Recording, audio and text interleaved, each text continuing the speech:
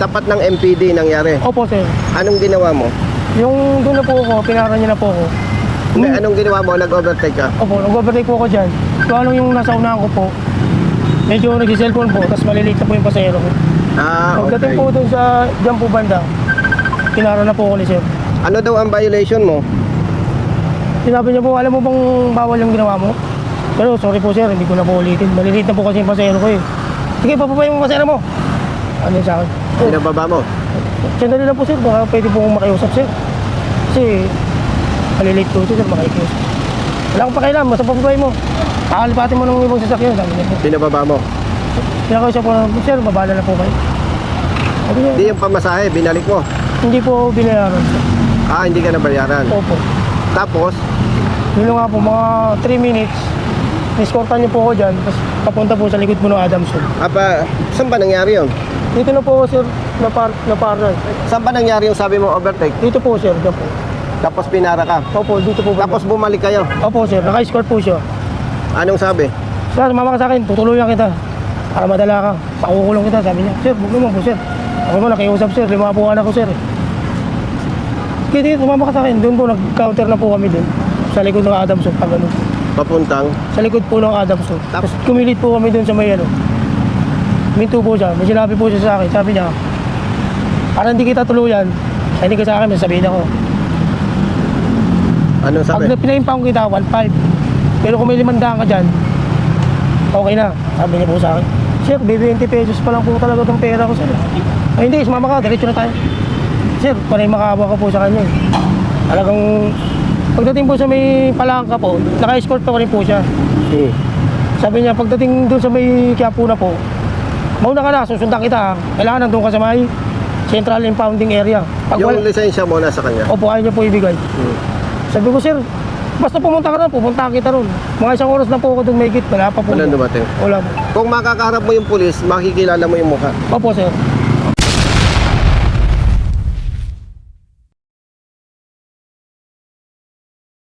Isang rider ang dumulog sa pamunuan ni Idol Congressman Busita dahil umano mga idolo sa isang pulis, no? Pulis na naman ang sangkot. Pulis Maynila mga idolo, na hinuli siya nito at kinuha ang kanyang lisensya. At ang malupit noon mga idolo, hindi siya binigyan ng ticket. Di ba mantakin nyo mga idolo, maliwanag na illegal ang ginawa ng pulis, no? Kinuha yung lisensya, hindi siya binigyan ng ticket, and pinagbabantaan siya na i-impound yung motor. Diba? Tapos 1.5 ang magiging bayad, no? So ang sabi sa kanya, para makatipid 500 na lang. Mantakin nyo mga idol, kalakaran dito sa ano, no? Sa mga pulis Maynila, no? 500 na lang para makatipid yung rider. Walang pera yung rider, hindi nakapagbayad.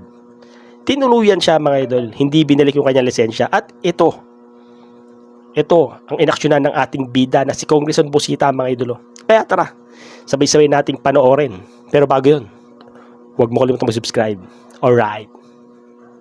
Kung makakaharap mo yung pulis, makikilala mo yung mukha? Opo, sir. Okay. Kilala mo. Brother, si Colonel Binyas. Lumabas ka rin na sir, ewan ko lang kung... Ano ka ba, investigator? Opo, sir. Ibig sabihin, kahit wala siya, alam mo yung trabaho. Yes, sir. Pakinig mo yung kwento. Pahapyaw na po sir kasi hindi ko na umpisan, sir. Ang kwento ng driver, hinuli siya ng pulis na naka-uniforme dahil mali daw yung ginawa niyang pag-overtake. Kinuha ang lisensya. Opo. Pinasunod at dadalim sa impounding area. Nagbagong isip, tumigil. Kapag na-impound daw, 1.5 ang babayaran. Totoo ang sinasabi nito. Doon sa amount pa lang 1.5 daw ang babayaran, sabi ng pulis. Kapag nagbigay siya ng 500 pesos, wala nang problema. So nung wala siyang may bigay na 500 pesos, diretso sa impounding at susunod ang pulis. Pero 1 oras siyang naghintay, walang dumating na pulis. Nagtanong ako dito sa tropa nating pulis, may CCTV siya. May CCTV dito sa MPD headquarters. Kaya madali nating ma-identify. Dahil kaninang umaga lang nangyari yung insidente. Dito lang, sir. Dito sa harap. Okay, let's go. Sa port area po. Ako yun.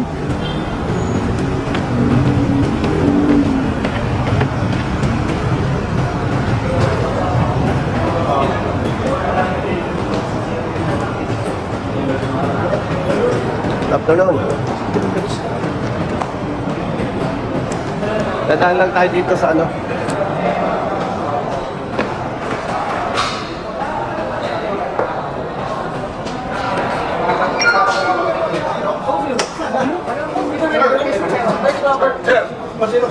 Bakit madaming tao dito? At madami kayong kliyente? Dadagdagan ko ang problema nyo. Wala kayong sasakyan. O, hindi kayo maglalakad. Sasakyan kayo. Brothers, hello. Ikaw ang? Kapumanda ka. Mas mabilis to. Kailangan natin, brother, ng CCTV footage. Inuli ng polis to, kinuha yung lisensya. CCTV sa saan? Kanina nangyari, alas 8, Saan po sir? sa harap ng MPD. Sige sir, tingnan ko kung mayroong nandun sa CCTV po. Kung nakagit ng camera sir. O, tingnan natin. Oy! Ay! Gestura. Kumusta? Sa Valenzuela po ako dati. Ay, galing ah. Dito na po ako. Ano ka dito ngayon? Chief of Staff, sir.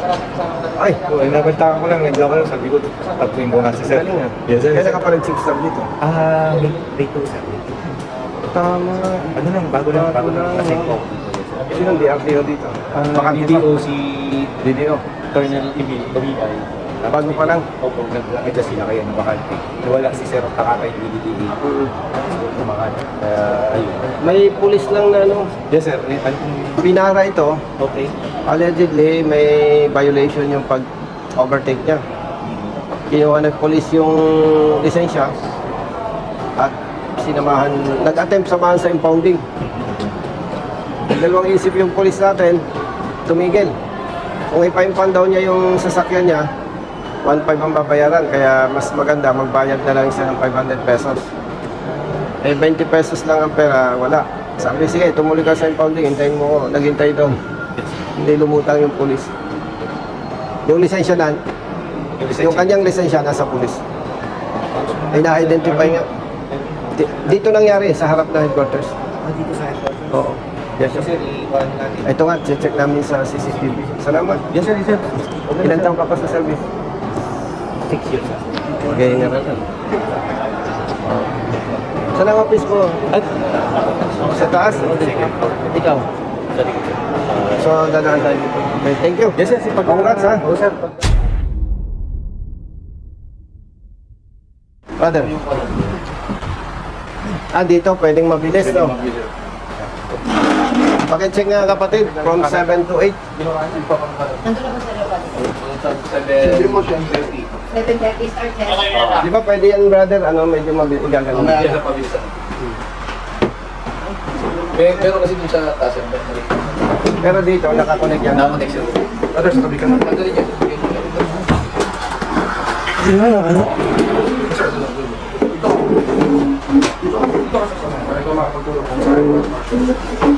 Bali, dito po ako nag-overtake. Kumaganyan po ako sa gate. Pagdating ko dito, Doon ka pinara. opo. Nakiusap naman po ako, alas Tapos bumalik kayo. Opo, sir. Okay. Yun. Up.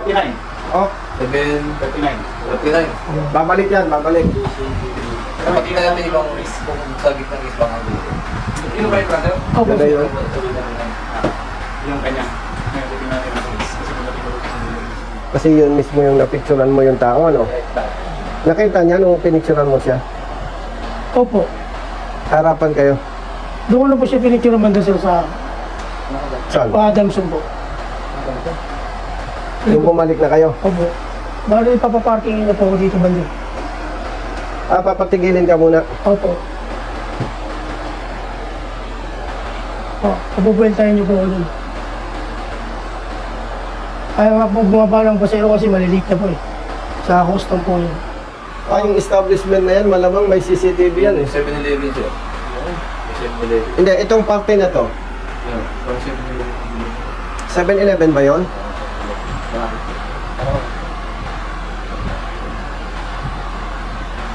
Sakto po nandun doon sa wala po helmet ko.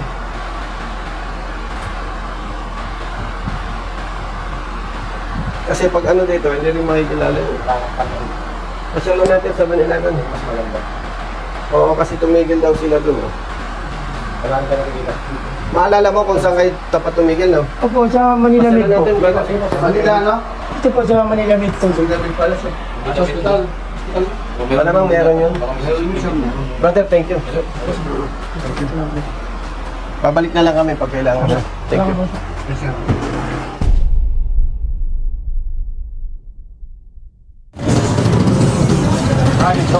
Hindi po sir.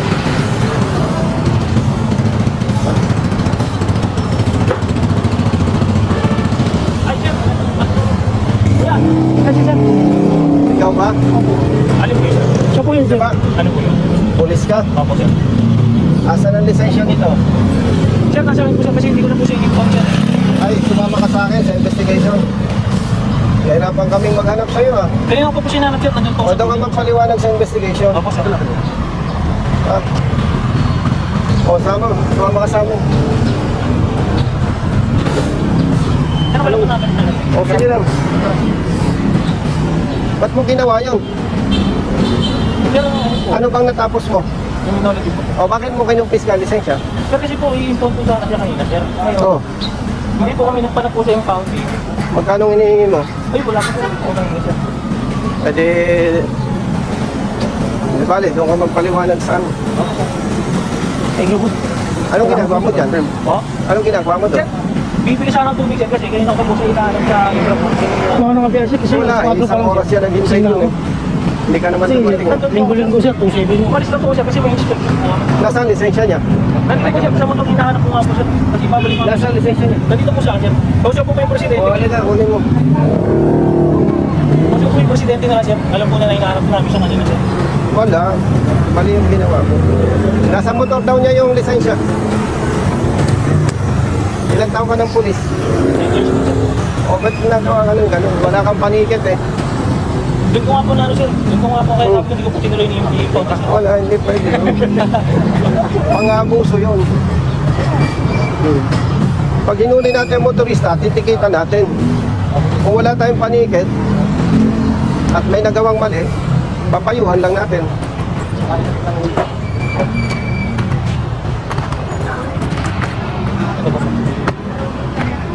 Expert po kasi ano po. Ay hindi, wala. Doon ka magpaliwanag. Ay.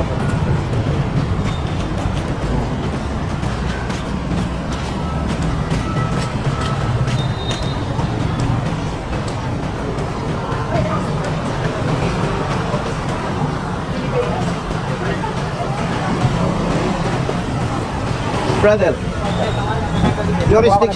jurisdiction ninyo eh. Doon na lang sa office nyo, hindi na lang doon sa investigation.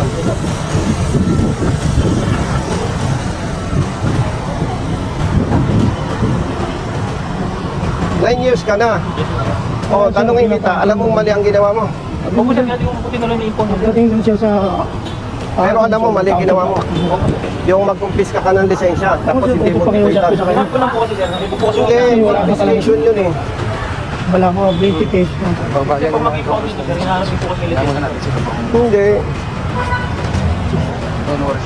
Alam ka naman, anong dala mo kanina? Motorsiklo? O, hindi ka tatakbuhan yan. Paano niya tatakbuhan ikaw? Hindi ko magagawa mo yun. O, pumunta yan sa impounding. Nagkakaso ka na ba? Hindi pa. Unahan mo itong kaso. Doon tayo sa IAS. Brother, saan ang office ko?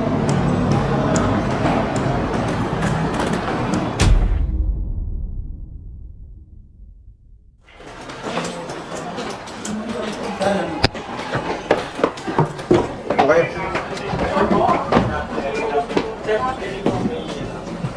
Ilang investigator dito? Ikaw lang? Halika, brother. Grabe. Friday. Pinumpis ka nun, tropa natin ng lisensya. Allegedly, may violation. Tapos, escortan dapat niya sa papuntang impounding. Sino siya?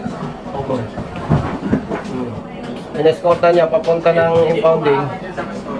Pero hindi natin malaman kung ba't nagkagano na hindi sila nagpanagpo doon sa impounding. May panikit ka. Sir, as of now, sir, ilan tayo, gradual lang pong pagbigay ng panikit niya. Ang advice po kasi sa amin, sir, pag wala kang panikit, assistance to MTPB po. Since, sir, yung MTPB, sabi, ang impounding na lang ang maninikit yan. Mali Kaya yun. yun po ano po namin, sir. Brother, sinasabi ko sa'yo, mali yan. Hindi po pwede yun. Sir, alam po mali, pero yun po. Hindi hamak na mas may pera ka kaysa kanya. Mas mahirap yung hanap buhay niya. Tapos Opo, sir, ganyan. kaya po hindi- Kasi kung may violation, ticket, wala kang panikit, ang kaya mo lang gawin, advice. Tapos kinumpis ka mong lisensya o RCR yan. Opo, sir. O, imagine. May tuturing na abuse of authority yan eh. Walang paliwanag yan, brother. Mali yung ginawa mo. Nung makita mo siya, may pasahero siya, wala. Meron po, sir. O, yun. May pasahero, ipapa-impound mo. Wala kang panikit. Actually, sir, po kasi yung protocol namin, sir. Ay, kung sino man ang nag-utos niya, sinasabi mo, mali yun. O, pag nag-submit ka ng affidavit, i-mention mo kung sino nag-utos sa'yo. At isasama na natin sa kaso. Kasi, meron tayong tinatawag kapatid na lawful and unlawful order. Criminologist ka. Yes, sir. Alam mo yung tama at mali. Pag mali ang utos, huwag tayo sumunod. Yes, sir. Ay, public service tayo eh. Public servants eh. Dapat tama ang ginagawa natin. Ay, biroy mo, maliit na naghahanap buhay. Ilan ang anak mo? 4 po, sir. 4 anak mo, ikaw? Tatlo po, sir. Oo. Papa, Pwede mo naman payuhan lang. Ito, brother, wag na natin pag-usapan yung violation o wala. Ipagpalagay na, brother, may violation. Pagpalagay na. Hindi mo pa rin pwedeng gawin yun. Kukumpis ka mo lisensya, escortan mo papunta sa impounding or ida-direct mo papunta sa impounding. Mag-consult ka doon sa lawyers, mag-consult ka sa veteranong pulis, mag-consult ka sa boss mo. Wala kang makikita pulis na magsasabi tama yung ginawa mo. Dapat may correct ito eh. Paulit-ulit na lang yan eh. Ang daming pulis dito sa kamay nila, brother. Kaya nagpangita ulit tayo eh. Yung nauna, ganyan din eh. Kinumpis ka ng pulis ng lisensya. Kapatid, naintindihan kita, pero maniwala ka sa akin. Kung sinasabi mong may utos na ganon, maniwala ka sa akin, papahamak ka niya. Ano ko lang po, sir. Ngayon, ako naman ay retired police, Yes po, sir. hindi ko kayo kaaway. Gusto ko lang baguhin yung sistema, brother, na may mga pulis na ang pakiramdam, sila na yung pinakasiga.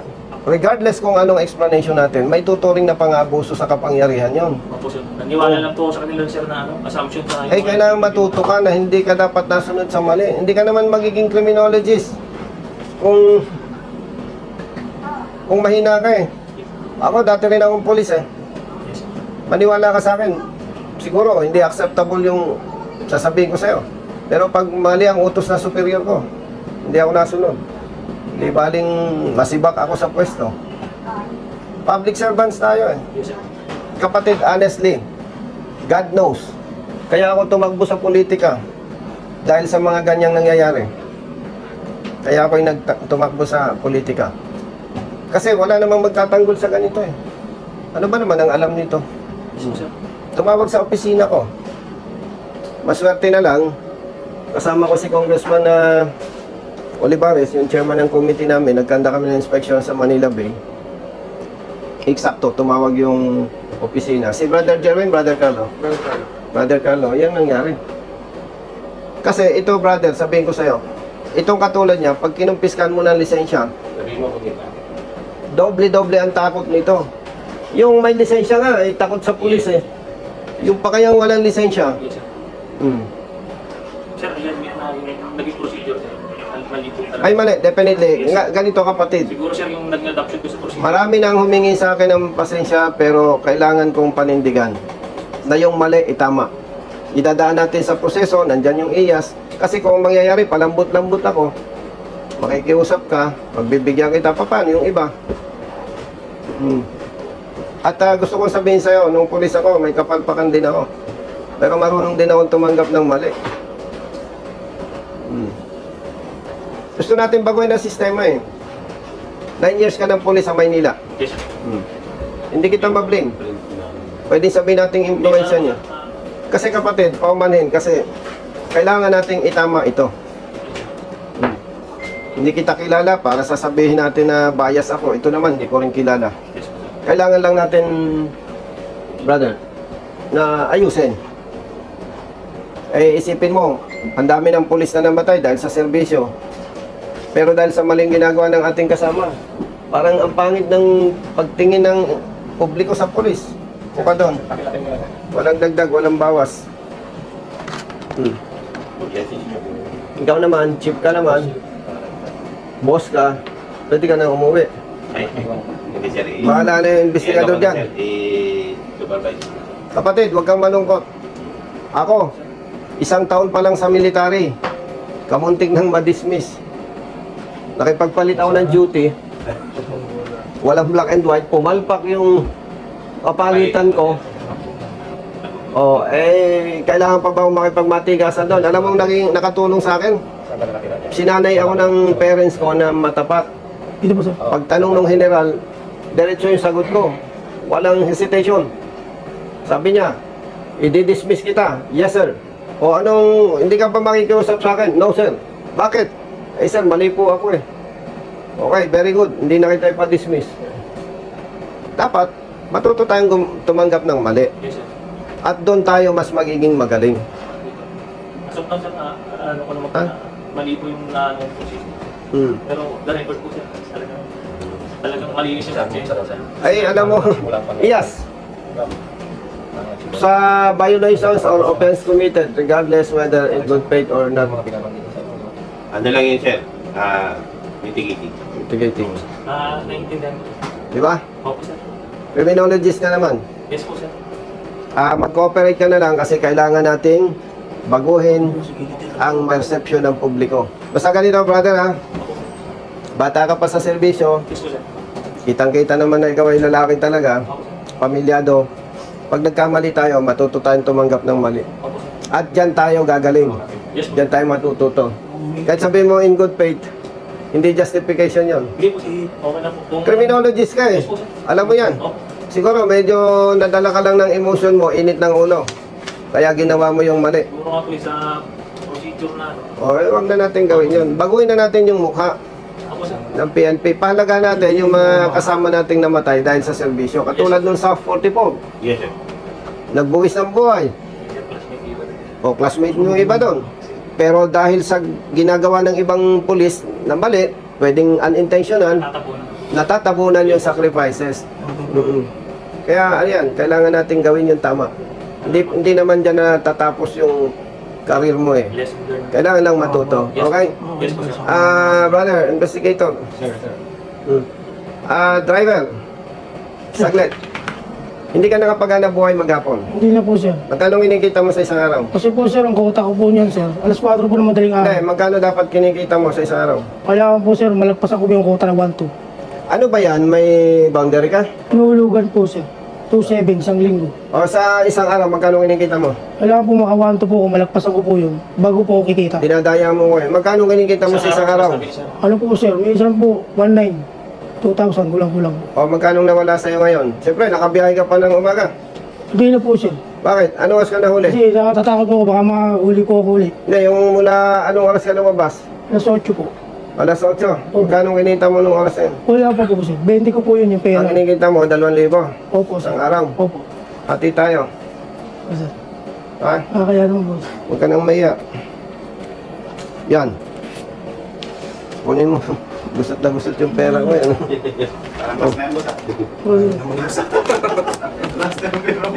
Tawa-tawa ka dyan. May ATM ako. Di ba?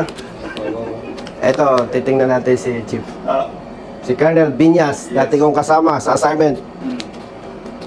Asan ang ATM mo? Oh, tao. May nakakit yan sir. Pero wala pa naman sir. Ayaw niyang aminin, yung ATM niya nasa misis niya rin. ATM, automatic to misis. Oh. No, Bro Jerry. May ATM naman ako. Oh. Oh. Salamat po, sir. Ha? Thank you po. Para yung kitang nawala sa'yo, may kapalit. Salamat po. Kanina, stress na stress na. Oo sir. Malaking bagay isang araw na mawawala. Na, paghulugan kasi. Yes sir. Oo. Alas 4 lang madaling araw po, sir. Umabako lang po. Sige, ayusin mo yun. Ganito, brother, ha? Yes po. Sa ngalan ng public service, gawin lang natin yung tamang proseso. Yes po, sir. Kasi kung hindi natin ito gagawin, hopeless. Diyan ka matuto, diyan ka maging magaling. Okay? Sige. Maraming salamat po, sir. Pasensya Bahala na po, sa sir. yes. Oh. Okay.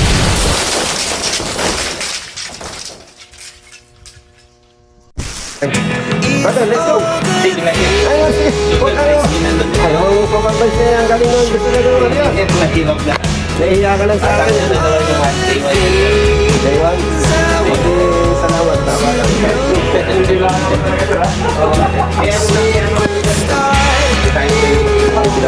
Magaling yun. Kasi na gawin mo. Ha?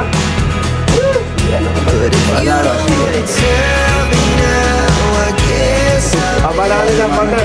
Paano tayo hindi pinatang sa dito? Kaya, Hindi, brother, trabaho lang ito. Sa ngalan ng batas, sa ngalan ng public service, para sa pagbabago.